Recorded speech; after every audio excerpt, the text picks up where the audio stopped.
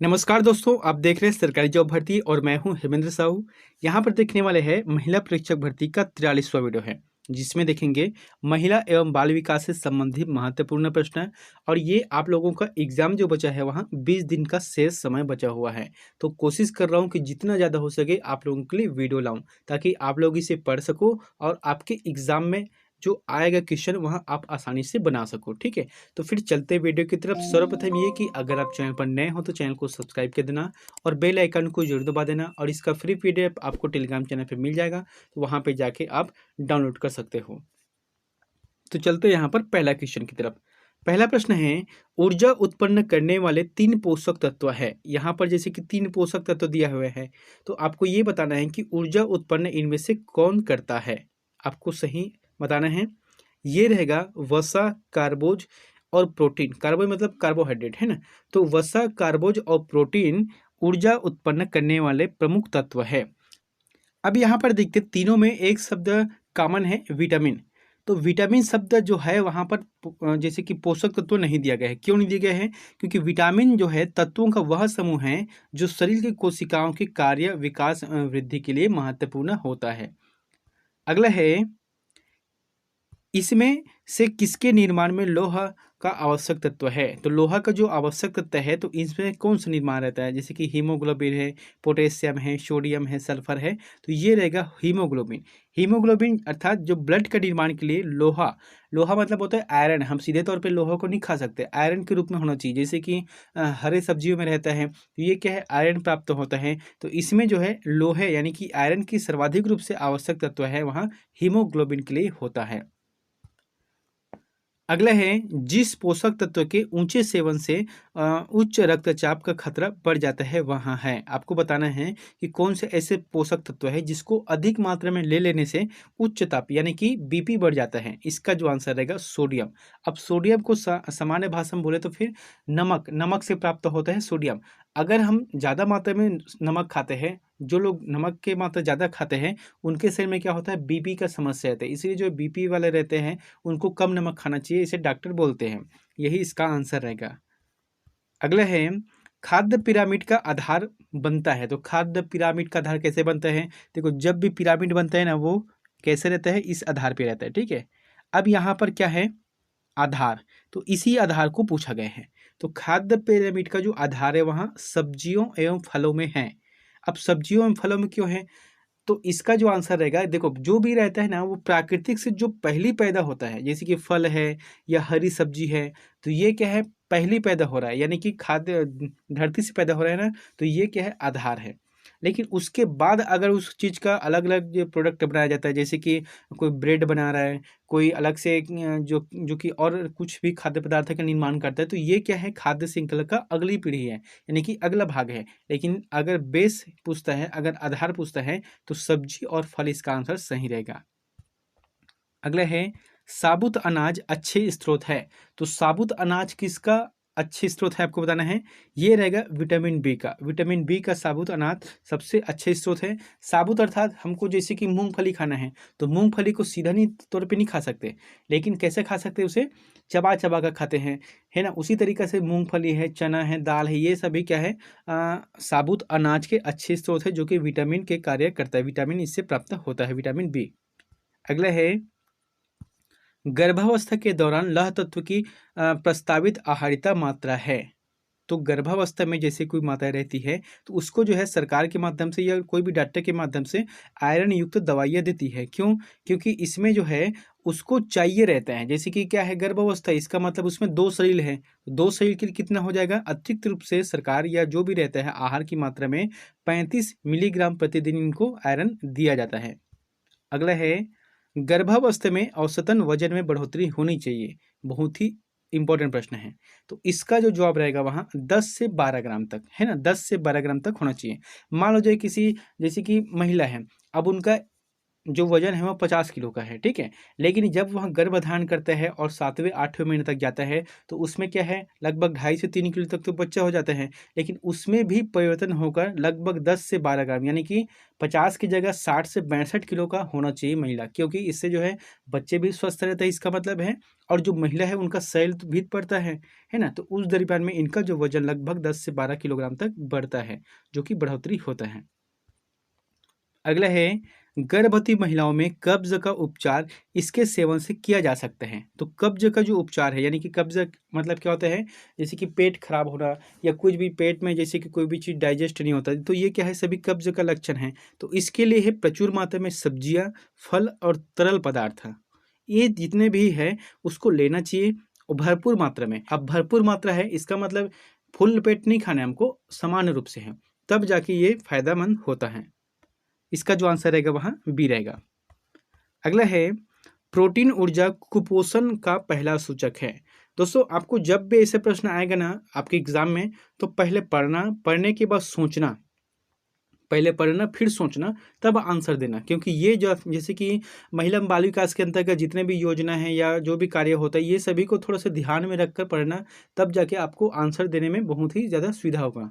यहाँ पर क्या है, प्रोटीन ऊर्जा कुपोषण का पहला सूचक है। ये क्या रहेगा, उम्र के अनुसार कम वजन है। मैंने आपको बताया था प्रोटीन का कार्य क्या है।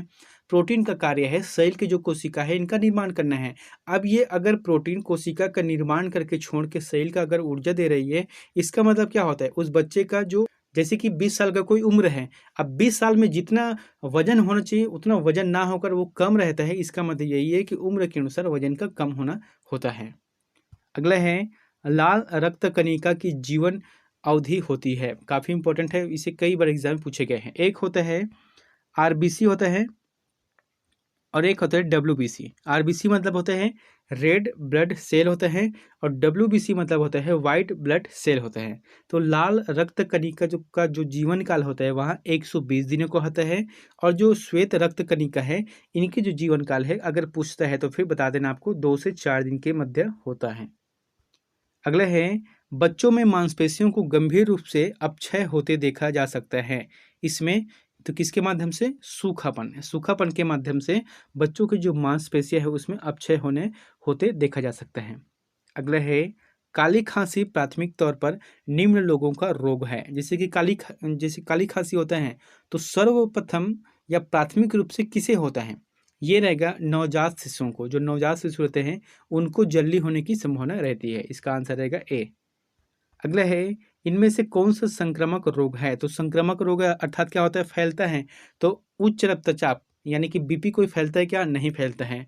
टाइप 2 मधुमेह है, यानी कि जो शुगर रहता है वो भी फैलता है क्या, नहीं फैलता है। कैंसर है वो भी नहीं फैलता है। तो क्या फैलता है, तपेदिक जो है वह फैलता है, यानी कि संक्रामक रोग है। अगला है, धात्री माता को पहले 6 महीनों के दौरान अतिरिक्त ऊर्जा की आवश्यकता होती है। तो सबसे पहले ये समझो कि धात्री माता किसे कहते हैं। तो धात्री मतलब माता है, मतलब जो माता है जो अपनी बच्चों को दूध पिलाता हो, यानी कि जो गर्भ अवस्था हो गया उसके बाद जन्म दे दिए, तो जन्म देने के बाद 6 महीने का जो समय रहता है उसमें माताओं को धात्री माता कहा जाता है। तो इसका जो आंसर रहेगा 600 कैलोरी प्रतिदिन के हिसाब से, क्योंकि 6 महीने तक उसको दूध पिलाना है बच्चों को। तो इसलिए जो है माताओं को कुछ अतिरिक्त ऊर्जा की आवश्यकता रहती है, अतिरिक्त कैलोरी की आवश्यकता रहती है, क्योंकि वो तो पहले पाएगा लेकिन उसके बाद जो है बच्चों को भी देना है, इसलिए जो है अतिरिक्त कैलोरी 600 कैलोरी प्रतिदिन के हिसाब से आवश्यकता होती है। अगला है, हार्मोन जो स्तनों में एलियोली को उत्तेजित करता है जिसके परिणाम स्वरूप दूध का उत्पादन होता है वह है। तो इसका मतलब होता है प्रोलेक्टिन इसका आंसर सही आ जाएगा। अब इसका मतलब क्या होता है, इसकी विधि कहते हैं कि प्रोलेक्टिन मतलब होता है पिट्यूटरी ग्रंथि द्वारा उत्पादित एक हार्मोन है। यह स्तन दूध उत्पादन को बढ़ावा देता है और स्तन विकास को उत्तेजित करता है। ठीक है। अगला है, गर्भावस्था के दौरान किस पोषक तत्व की आवश्यकता दोगुनी हो जाती है। तो ये रहेगा लौह तत्व, यानी कि जैसे कि गर्भावस्था है माताएं, ठीक है, अब वो कोई डॉक्टर के पास जा रहा है तो वो सबसे पहला काम है उनका आयरन का दवाई देना। आयरन का जो रहता है ना टेबलेट, उसको पहले देते हैं, क्यों, क्योंकि आयरन का मात्रा इसमें जरूरी है बढ़ाना। अगला है, आंगनबाड़ी केंद्रों में वर्तमान में लागू पूरक पोषण आहार सेवा के अंतर्गत निम्न में से किन्हें प्रतिदिन गर्म पका हुआ भोजन प्रदान किया जाता है? तो किन्हें गर्म पका हुआ भोजन प्रदान किया जाता है? ये रहेगा 3 वर्ष से 6 वर्ष तक के बच्चे को।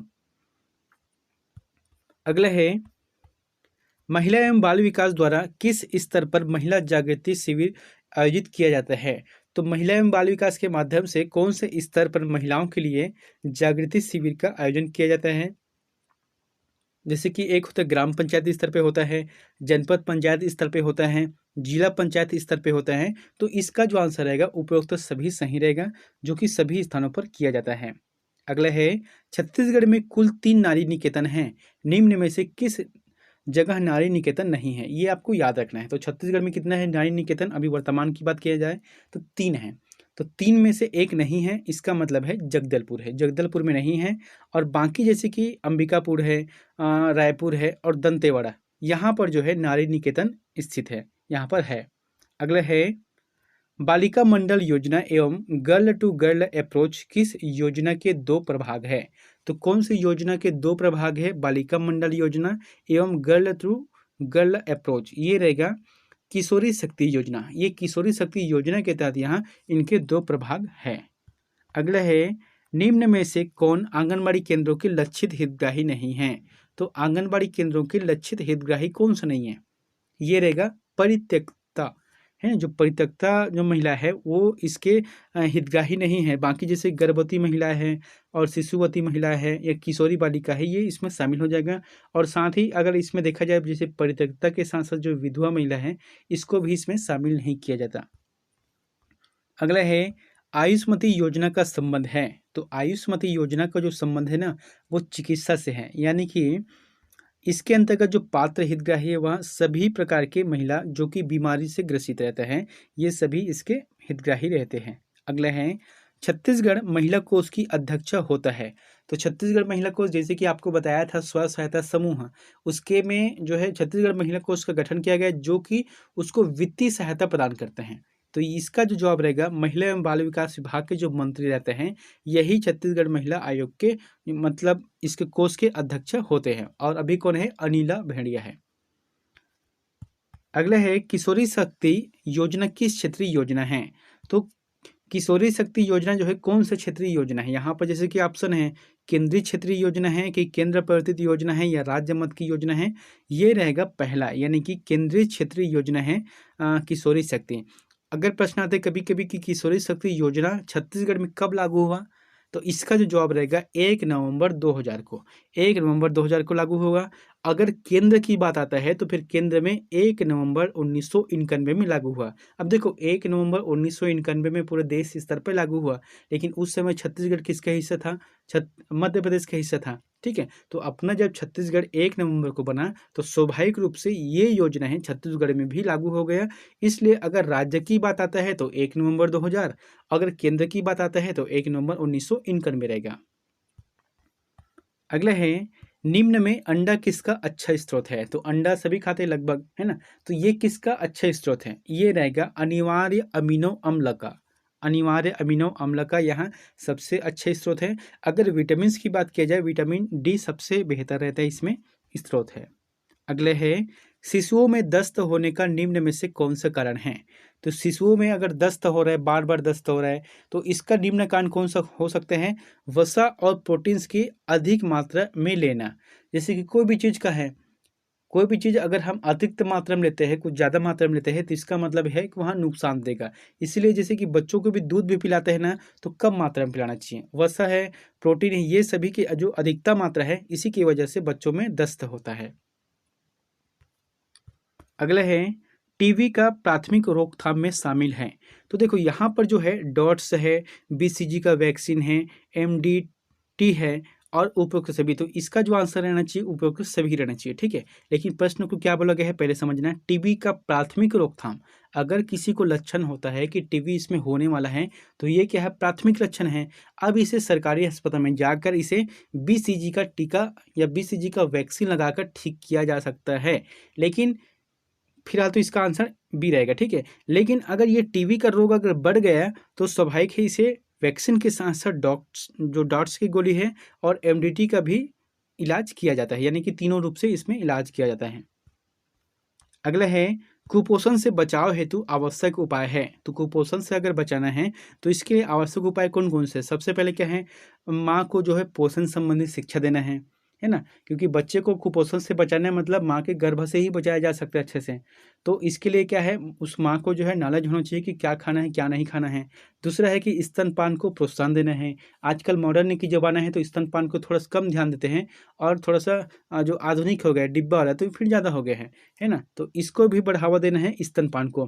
तीसरा क्या है कि माँ की समुचित प्रसव पूर्व देखभाल से होना चाहिए। तो उपरोक्त सभी आंसर सही रहेगा जो कि बच्चों को कुपोषण से बचाया जा सकता है। अगला है आशा का चयन निम्न संस्था के द्वारा किया जाता है। आशा मतलब क्या होता है, जो आशा कार्यकर्ता है ना वही है। तो आपको बताना है कि इनका चयन निम्न संस्थानों से किया जाता है, जैसे कि ग्राम सभा है, जनपद पंचायत है, नगर पंचायत है, जिला पंचायत है। सही जवाब आ जाएगा ग्राम पंचायत रहेगा, ग्राम पंचायत के माध्यम से किया जाता है। अब ये प्रश्न आप लोगों के लिए होमवर्क है, तो इसका आंसर प्लीज हमें कमेंट बॉक्स पर जाकर जरूर बताएं। क्या बोला गया है कि गर्भावस्था में गर्भाशय का आकार बढ़ने से होता है। अब स्वाभाविक बात है, तीसरा चौथा महीने के बाद जो है जो उसका आकार बढ़ने लगता है पेट का, है ना। तो यहाँ पर क्या बोला गया है कि गर्भावस्था में गर्भाशय का आकार बढ़ने से होता है। ऑप्शन है अतिसार, दूसरा है बुखार, तीसरा है जलन एवं एसिडिटी और चौथा है तेज सिर दर्द। इन चारों में से जो भी ऑप्शन आपको सही लगता है तो कमेंट बॉक्स में जाकर जरूर कमेंट कर देना। भले ही वह कमेंट गलत हो या सही, आपको कमेंट करना है, ठीक है। तो फिर मिलते हैं नेक्स्ट वीडियो में एक नई जानकारी के साथ। Thank you.